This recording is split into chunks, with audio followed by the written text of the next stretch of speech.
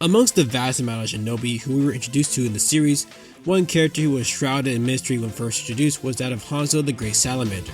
Despite his story being revealed more as time went on, there was always a bit of vagueness surrounding his power, and while many have discussed this in the past, there hasn't been anyone who seemed to provide a truly satisfying answer to how strong he could really be. Because of this, we are going to go over the statements and feats surrounding Hanzo to figure out how strong he truly was. In addition, we are also going to provide a low end, mid end, and high end that all make sense within the context of the story that doesn't push his power too high or too low. Without further ado, let's jump right into the scaling. Being introduced in chapter 369, we are first aware of this character when a hidden range shinobi informs Jiraiya of the village's civil war ending long ago, with the village's original leader being defeated by Pain. Not only is Jiraiya shown to be shocked in the panel when this information is revealed to him, but we also start to see him begin to sweat on both sides of his face, acknowledging his struggle to believe what he's hearing. This leads to Jiraiya mentioning how there truly were no shinobi that didn't know the name of the previous leader, Hanzo the Giant Salamander, in regards to how powerful Pain could actually be. This is further developed with Jiraiya pressing the shinobi on how Pain could even defeat him, going as far as to believe that Pain had a specialty in something that allowed him to do this. What's important about this encounter is that, despite this character having essentially zero build-up nor any previous information stated previously, the story makes it clear that not only did Hanzo once stood as one of the most powerful fighters in the shinobi world, but he was so powerful that Jiraiya could even grasp his idea of some random person coming out of nowhere and beating him, going as far as to believe that Pain would have to have a specialty in something that allowed him to do this.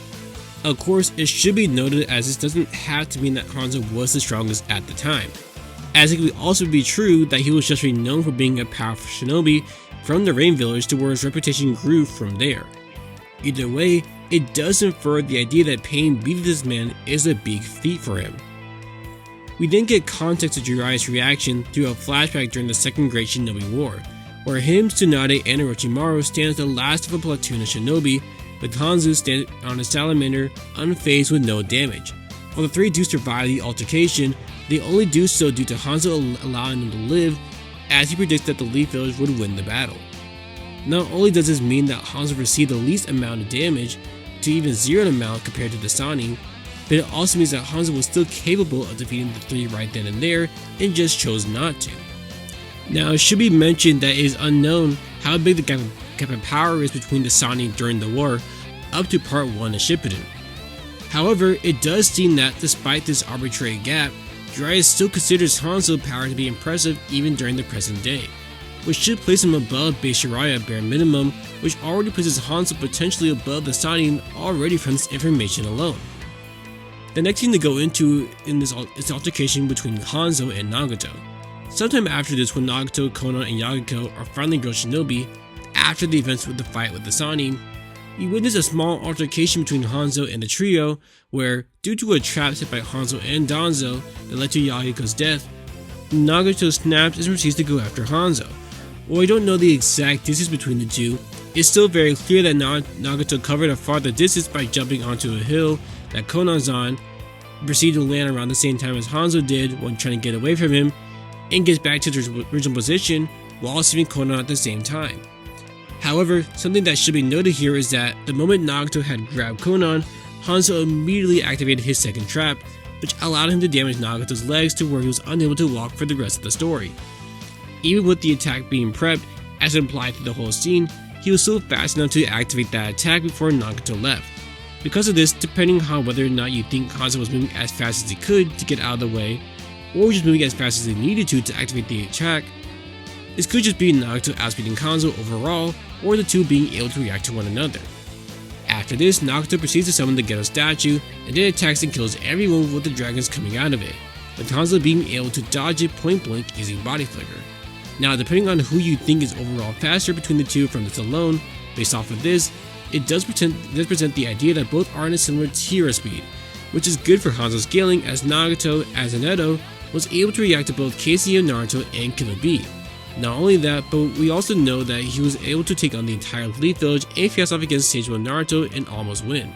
Essentially, everything that we have brought up at this point has been pointing to the consensus that Hanzo is definitely an above starting tier fighter, who is also a pain rival, and someone should be around the KCN levels of speed. However, what I'm going to bring up next not only adds context to that changes the whole perspective of everything we talked about so far, but it also puts HANZO'S scaling on a higher tier of what it already was. During the 4th grade Ninja War arc, specifically during chapter 531, we see the fight between Hanzo and Mifune. During this fight, we learned that back in the day that Hanzo was a man who once aimed for peace, striving to unite the 5 principal territories into one shinobi world. But due to the deaths that came from battle after battle, he began to believe that the shinobi world would never change, causing him to change as well. What was originally seen as just a mindset change turned out to be more than, as Mifune recounted how Hanzo, unlike during this fight, was able to smash his head in using his 2-step sickle and chain attack, leading him to understand that how Hanzo, who once was so strong, could be defeated and killed. This then cuts back to the flashback to Pain about to kill Hanzo, with him stating how he was only interested in self-preservation and that how he changed. And before he kills Hanzo, he then states, "You don't even know why you lost."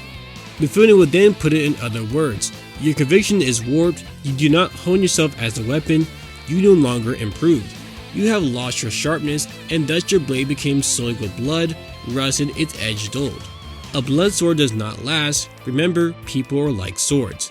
What makes this whole altercation important is that the previous feats during the Naruto altercation and him dying to pain were not from a Hanzo that was in his prime, but instead a Hanzo that had lost his will to fight and eventually got weaker and dulled. This would mean that Hanzo dying to pain, in the way that Mifune and Pain himself put it, should have not been possible, or at the very least very unlikely to happen, with Hanzo being able to beat him being more believable. Now, some would say that it would make sense that he will lose the Pain, as Chiyu will be someone who has fought Hanzo on multiple occasions during the day, using that to say that Chiyu and Hanzo were relative to one another. However, considering her best showings were going toe-to-toe on some degree with Sasori, who he himself is debatably a sounding rival, it is most likely the case that Chiyu probably was just referring to how she was able to cure Hanzo's poisons in the past, as even Hanzo, who usually gives respect to the people who were able to give him a fight in the past, just refers to her as an interfering hag. Because of this, it will be unlikely that Hanzo was some Chiyu rival. However, if the feats we discussed originally were from a Hanzo that's either not in his prime or is just holding back as shown in the fight with the Sanin, how strong is Hanzo really? We actually get some context regarding how strong Prime Hanzo was through 2 statements. The first one comes from the 3rd data book, as it stated that his name is legendary and he stands alone at the peak of the summit. Even when looking at different translations for the statement regarding him standing alone at the summit, we still see a similar wording, as the kanji used for can mean the highest point, the summit, the apex, the pinnacle, etc. In other words, this statement puts Jiraiya's statement about him into context as it portrays Prime Hanzo to be the peak of the shinobi power. Of course, this will most likely apply to just the people of his time period, which will include the people like the Sanin, Mu, Gengetsu, the second Raikage, and even possibly Prime Hiruzen. Now, if we're going to be completely honest here, it's most likely not the case that Hanzo is actually stronger or can beat Prime Hiruzen, as Hiruzen was renowned as being the god shinobi during these years. However, I will still say that it's still probable that Hanzo will still be in this shinobi god tier anyway. This is actually backed up back in chapter 369, as one of the deeds that gave Pain his godlike status was in fact killing Hanzo. Now, it should be mentioned as this wasn't the only deed that gave him the moniker, but the fact that it was still considered a godlike deed, in fact was the first one mentioned could be his godlike deed, as a concept was Pain be able to kill Hanzo, should be noted as further evidence to put Hanzo in this tier. Because of this, at least when looking at through a higher end, you do actually have where Hanzo can actually be in this tier with Prime Hiruzen and whoever is relative to him. Now, before we get into discussing where he scales overall, let's get into his abilities. For starters, he is skilled in using his scythe and sickle and is strong enough to defeat people by using the butt of the chain and his 2-step sickle and chain attack, with him stating how no one's ever managed to avoid it, with this obviously only referring to the context of whoever he fought. Secondly, he fights it with his summon Ibuse, who's able to spew out poison gas that, at least when looking at the panel, can be perceived to be bounce size, with its ability to cause numbness inside the body. Not only is Hanzo immune to this, but he himself also fights with poison, as the blade on the sickle is coated with it, with the effect being powerful enough to kill you in 48 hours. He also has a poison sac in his stomach, However, that poison in the sac is so potent that it would also leave him vulnerable if he were to inhale it. Thirdly, while still being implied to be competent on land, he's stated to be better when maneuvering freely underwater, with the 4th data book stating how no one can outdo him when submerged. The last thing to mention is his fire release, exploding flame formation.